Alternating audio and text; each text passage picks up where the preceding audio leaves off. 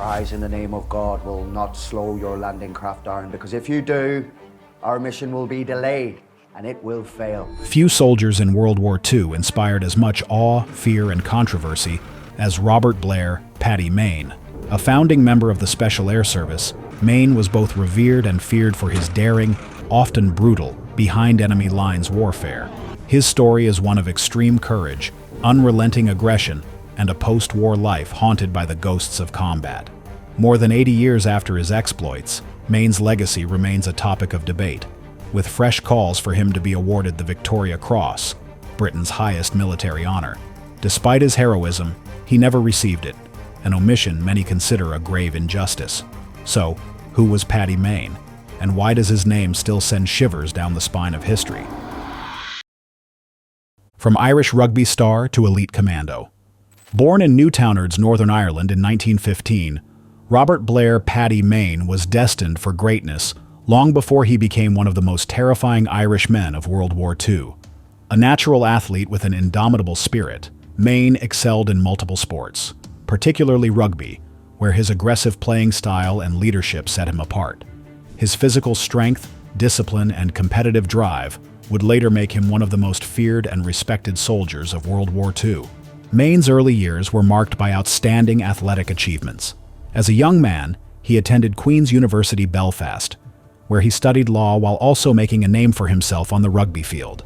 His raw talent and relentless energy caught the attention of selectors, and he was soon playing for Ireland's national rugby team. His performances were so impressive that he earned a spot on the prestigious British and Irish Lions, an elite squad representing the best rugby players from England, Ireland, Scotland, and Wales. On the field, he was known for his unyielding tackles and strategic thinking, traits that translated seamlessly into his future as a soldier. He was not just an athlete, he was a warrior in the making. As the world plunged into conflict in 1939, Mayne, like many young men of his time, felt a duty to serve. Leaving behind his promising legal career and sports achievements, he joined the British Army, seeking action and adventure. His physical prowess and fearless nature quickly set him apart from his peers, and it wasn't long before he was selected for an elite new unit, the Commandos. The British Commandos were a newly formed force specializing in amphibious assaults, sabotage, and guerrilla warfare. Their training was brutal, designed to push soldiers to their absolute limits, both physically and mentally. Mayne thrived in this demanding environment, proving to be a natural leader with an unmatched ability for combat. His strength, endurance, and unbreakable will made him stand out, earning him a reputation as a ruthless and highly effective warrior. Despite his success in the Commandos, Mayne's thirst for adventure and danger led him to an even more secretive and elite force, the Special Air Service. This newly formed regiment, created by David Stirling in 1941, was designed for daring behind-enemy lines missions, striking fear into the heart of the Axis powers. The Special Air Service was unlike any other military unit at the time. They operated in small, highly skilled teams, launching lightning-fast raids on enemy airfields, supply lines, and communication hubs. For Mayne, this was the perfect fit. He quickly became one of the unit's most fearless and ruthless warriors, leading night raids deep into enemy territory with deadly precision. His ability to move undetected, strike hard, and escape before the enemy could react made him one of the most terrifying Irish men of World War II. Mayne's battlefield brilliance extended far beyond brute force. He was a master strategist, capable of outthinking and outmaneuvering enemy forces. His fellow soldiers revered him for his leadership, loyalty, and unwavering courage. At the same time, his unpredictability and violent temper made him a figure of both admiration and fear. During his time in the Special Air Service, he waged a one-man war against the Nazis and their allies, leading devastating raids across North Africa, Sicily, Italy, France, and Germany. His ability to strike terror into the enemy was unmatched, and even among his fellow elite soldiers, he stood out as one of the most terrifying Irish men of World War II. However, Mayne was not without controversy. His explosive temper, particularly when drinking, made him a feared figure even among his comrades. Despite this, his military superiors overlooked his violent outbursts, knowing that his battlefield skills were far too valuable to lose. A terror behind enemy lines. Robert Blair, Paddy Mayne's reputation as one of the most terrifying men of World War II was forged in the harsh, unforgiving deserts of North Africa. As a founding member of the Special Air Service, Mayne was instrumental in developing the tactics of hit-and-run warfare, conducting some of the most daring and ruthless missions of the war. His name became synonymous with destruction, fearlessness, and raw aggression, qualities that made him one of the most dreaded soldiers of his time. In 1941, during the early days of the Special Air Service, Mayne took part in one of the unit's first great successes, a daring nighttime raid on a Libyan airfield deep behind enemy lines. This operation was designed to cripple Axis air power, and the mission required stealth, speed, and brutal efficiency. Under the cover of darkness, Mayne and his men infiltrated the enemy airbase, moving silently between rows of parked aircraft. With calculated precision, they planted explosive charges on over 30 enemy planes, ensuring maximum destruction. But for Mayne, sabotage alone was not enough. His relentless, ruthless nature demanded something more. Instead of retreating after placing the explosives, he led his men on an unexpected, savage attack. As the Special Air Service commandos moved through the base, they approached a mess hall where Italian and German soldiers were gathered, completely unaware of the nightmare about to unfold. Without hesitation, Mayne and his men kicked down the door and stormed inside, opening fire in a merciless onslaught. Within seconds, the entire hall was drenched in blood, the once relaxed enemy soldiers now victims of a brutal ambush. This shocking act of warfare was not just about eliminating the enemy, it was psychological warfare at its finest. Mayne's brutal efficiency sent a chilling message across enemy ranks. No one was safe. This raid, along with many others, earned him a reputation as one of the most terrifying Irish men of World War II. Mayne was not a commander who simply issued orders from behind the lines. He was always at the forefront of battle, leading his men through the fire and chaos of war. His leadership was built on fearlessness, sheer aggression, and an almost reckless disregard for his own safety. He was known for his unpredictability, which made him one of the most feared warriors in the entire war. He personally destroyed enemy aircrafts, set fire to supply depots, and led ambushes on transport convoys, ensuring that Axis forces felt his wrath wherever they were stationed. He moved like a phantom through the desert, striking without warning and vanishing into the darkness before the enemy could react. Under Mayne's leadership, the Special Air Service became one of the most feared units in World War II.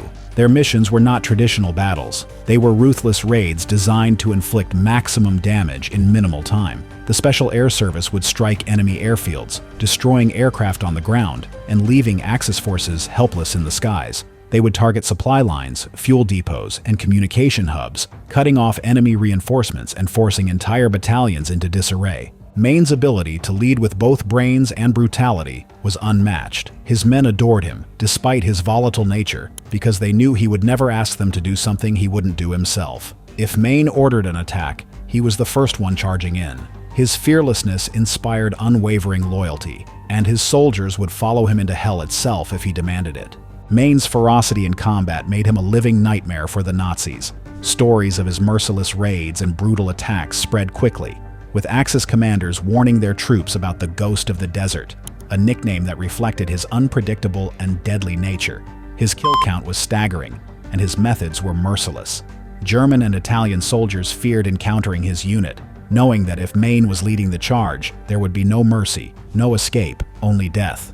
By the time World War II ended, Paddy Mayne had become one of the most decorated and feared soldiers in British military history. He had earned the Distinguished Service Order 4 times, a record-breaking achievement that cemented his place among the most terrifying figures of the war. His tactics redefined modern Special Forces warfare, and his fearless leadership ensured the survival and success of the Special Air Service, an elite unit that still exists today. Despite his violent tendencies and unpredictable nature, Mayne's genius on the battlefield and raw fighting spirit made him a legend. Even after the war, his legacy lived on, with historians and soldiers alike recognizing him as one of the most terrifying Irish men of World War II. A warrior with no equal, Paddy Mayne left behind a legacy of destruction, courage, and unparalleled battlefield dominance. But every coin has 2 sides, and this war hero was no different. The darker side of Paddy Mayne. Paddy Mayne was not just a war hero. He was also one of the most controversial figures of World War II. While his battlefield exploits cemented his reputation as one of the most terrifying Irish men of the war, his violent temper and unpredictable nature made him just as feared by his own men as he was by the enemy. Maine was a man of extremes. On the battlefield, he was a ruthless tactician, leading daring raids that left the Axis forces shaken and demoralized. Off the battlefield, however, he could be an entirely different person. Volatile, reckless, and prone to violent outbursts, especially when alcohol was involved. Those who served alongside Maine quickly learned to stay out of his way if he was in a rage. His temper, already legendary, became even more explosive when he drank. One of the most infamous incidents in his life occurred in Cairo when Maine was refused leave to attend his father's funeral in Northern Ireland. Devastated and furious, he turned to alcohol to drown his grief. But the night took a dark turn. In a drunken rampage, Maine smashed through Cairo, leaving a trail of destruction in his wake. He destroyed property, fought anyone who got in his way, and unleashed his bottled-up fury upon the city. British military authorities had every reason to court-martial him, but they didn't. Despite his reckless, violent behavior, Maine's superiors knew they could not afford to lose him. His battlefield success far outweighed his personal flaws, and the Special Air Service depended on his brilliant but brutal leadership. The truth was simple. No one could do what Maine did in combat. Commanders overlooked his indiscretions because they knew that in the war's most dangerous missions, Maine was the one man they could count on to pull off the impossible. His ability to strike fear into the enemy, execute ruthless guerrilla warfare, and lead his men through hellish conditions made him indispensable. The BBC's Special Air Service Rogue Heroes series has sparked renewed debate over Maine's true character. The show portrays him as a reckless, foul-mouthed, and wild warrior, a man ruled by instinct and barely contained aggression. But those who actually served with him told a different story. Many described him as disciplined, intelligent, and soft-spoken, a man who carefully calculated every risk before making a move. Yes, he had violent outbursts, but he also had an ironclad sense of duty. Maine was a man of contradictions. A soldier who could be both a monster and a hero, a man whose ruthlessness on the battlefield was matched only by his personal demons off it. Some historians have even speculated that his inner struggles, possibly including repressed emotions and personal losses, contributed to his unpredictable behavior. What is certain, however, is that Paddy Mayne was unlike any other soldier of his time. His unmatched bravery, ferocious battlefield tactics, and ability to strike terror into the hearts of his enemies made him a true warrior of war. But his inner demons ensured that he would never find peace, either on the battlefield or off it. A war hero, denied the Victoria Cross. Few soldiers in World War II could match the raw courage, tactical brilliance, and sheer ruthlessness of Robert Blair Paddy Mayne. His reputation as the most terrifying Irish man of World War II was built on his ability to wreak havoc behind enemy lines, conducting lightning-fast raids that left the Germans and Italians trembling. Mayne's battlefield achievements were nothing short of legendary. He was awarded the Distinguished Service Order not once, but 4 times. An extraordinary feat that placed him among the most decorated soldiers of the war. However, his most controversial military recognition wasn't one he received. It was the one he was denied. One of Mayne's most audacious acts of heroism came in the final days of World War II, during a daring rescue mission deep in enemy territory. In April 1945, as the war in Europe was drawing to a close, Mayne found himself leading a Special Air Service operation near the German town of Oldenburg. A British unit had been ambushed by German forces and was pinned down under heavy fire. With lives hanging in the balance, Mayne did not hesitate. Taking a lone jeep and a single volunteer, he charged into the battlefield, racing through enemy lines with bullets flying around him. In a feat that defied belief, he managed to rescue wounded men, evacuating them while also forcing the German forces into retreat. This fearless solo mission, where Mayne fought through gunfire, defied impossible odds, and saved multiple lives, should have cemented his place among Britain's greatest war heroes. His superiors immediately recommended him for the Victoria Cross, the highest military honor for gallantry. But something shocking happened. Despite his undeniable heroism, Mayne never received the Victoria Cross. Instead, his recommendation was mysteriously downgraded to yet another DSO, his 4th. It was a move that baffled many at the time, and even King George VI himself reportedly questioned the decision, unable to understand why Mayne had been passed over. So why was he denied the Victoria Cross? There are several theories, none of which have ever been officially confirmed. One theory suggests that the British military establishment looked down on the Special Air Service. At the time, the Special Air Service was viewed as a gang of unruly thugs rather than disciplined soldiers. Unlike the traditional military hierarchy, the Special Air Service operated with independence, irregular tactics, and an unconventional code of conduct. Some believe that military leadership was reluctant to award the Victoria Cross to someone from a regiment they saw as reckless and unorthodox. Another possibility is that Mayne's personal reputation played a role. His volatile temper, heavy drinking, and violent outbursts were well known. Though he was a master of controlled destruction on the battlefield, he was also prone to explosive moments of fury off it. Some speculate that high-ranking officers may have viewed him as too unpredictable, too controversial to receive Britain's highest military honor. Whatever the reason, the decision remains one of the great injustices of World War II. In the decades since his death, Mayne's legacy as one of the most terrifying Irishmen of World War II has only grown. Military historians, veterans, and political leaders have repeatedly called for his Victoria Cross to be awarded posthumously, arguing that he was unjustly denied the recognition he deserved. Despite these efforts, no official Victoria Cross has ever been granted to Mayne. However, his reputation as one of World War II's most fearsome warriors remains unshaken. Even without the Victoria Cross, his exploits on the battlefield, his fearless leadership, and his ability to strike terror into the enemy have secured his place in history. Mayne was more than a soldier. He was a force of nature, a man whose bravery, brutality, and battlefield brilliance made him one of the most feared warriors of his time. Though history may have denied him the Victoria Cross, the legend of Paddy Mayne will never fade.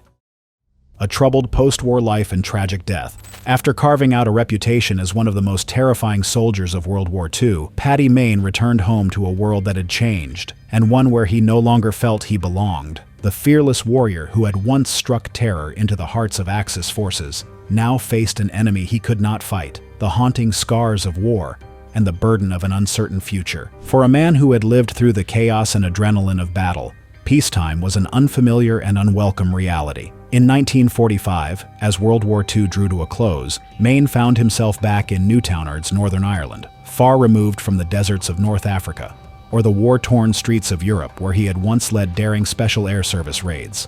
But he did not return unscathed. Years of brutal warfare had taken their toll on his body. He had suffered severe spinal injuries during the war, injuries that left him in constant pain and robbed him of his former physical prowess. Once a star rugby player, having played for Ireland's national team and the British and Irish Lions, Mayne was now unable to return to the sport he loved. The battlefield had given him glory, but it had also taken something from him: his ability to fight, to compete, to physically push himself to the limits. With his military career over, he turned to law, taking up work as a solicitor. On the surface, it was a respectable profession, but it was a far cry from the high-stakes world of war and survival he had known. The transition was difficult. The skills that had made him an exceptional soldier. I am a soldier, but I'm not German. I'm Irish. And why were you running? Because for a man in my condition, running is the same as walking. His ability to lead, his ruthlessness, his fearlessness under pressure were of little use in a quiet legal office. He had been trained for war, but never for peace. Although PTSD was not widely recognized in the 1940s and 1950s, many now believe that Mayne suffered deeply from it. The horrors of war do not simply vanish when the battles end. And for Mayne, the ghosts of the past followed him home.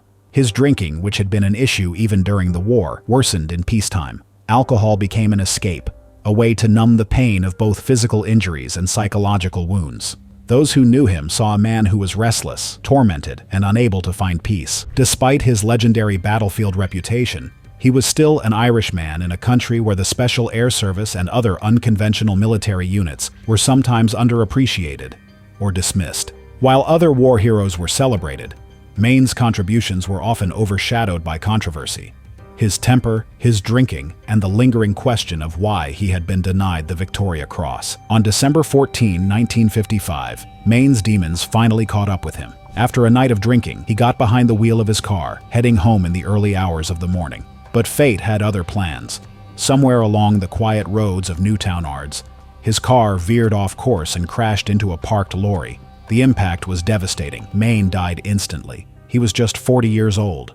For a man who had survived some of the most dangerous missions of World War II, who had fought through enemy fire and led daring raids deep behind enemy lines, it was a tragic and almost anticlimactic end.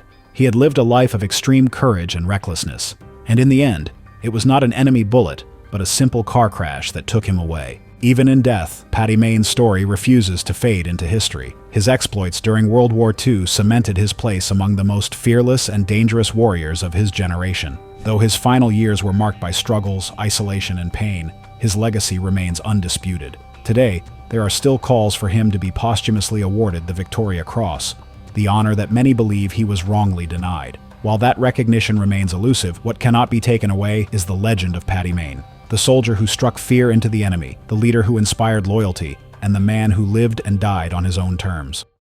The mystery of Mayne's personal life. While Paddy Mayne's reputation as one of the most terrifying Irish men of World War II is well documented, his personal life remains a mystery, shrouded in speculation and debate. Unlike many of his comrades who returned home to start families, Mayne never married, nor was he publicly linked to any romantic relationships. This absence of a conventional personal life has led some historians to question whether there was a deeper, unspoken truth behind his isolation. One of the most controversial theories is that Mayne may have been a closeted homosexual. In an era when homosexuality was criminalized in Britain and Ireland, living openly as a gay man was nearly impossible, especially within the hyper-masculine environment of the military. Some researchers suggest that Mayne's legendary aggression, volatile temper, and heavy drinking were fueled by internal conflict, a man battling not only enemy forces but also his own suppressed identity.